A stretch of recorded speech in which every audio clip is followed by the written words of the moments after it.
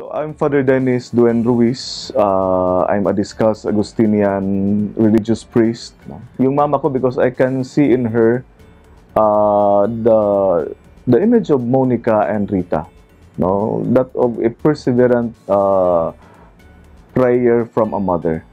No, so kasi ang mama ko kasi simple, hindi naman dahil mama ko, pero talagang ngayon ko na-appreciate yung mama ko na siguro tumatanda siya at saka nandito ako sa ministry at with all my struggles, alam ko na siya yung nagsusupport ng prayers niya. Tsaka yung mama ko kasi hindi yung tipong, uy, anak ko yan, ganyan. Hindi. Oo, hindi po siya stage mother.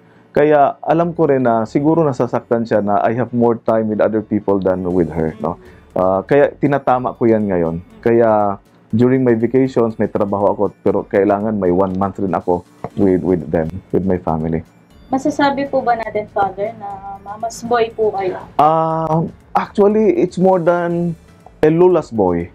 No, lumaki ako sa lola ko. But nakatira kami with the same house, pero nasa lola ako. So, mas hinahanap ko yung lola ko before kaysa mama ko. Dahil doon talaga ako lumaki. Naging close kami ng mama ko only nung sumali kami sa charismatic movement. No, parang yung may mga healing of the family tree, no, reconciliation. So parang doon kami nagkalapit ng mama ko.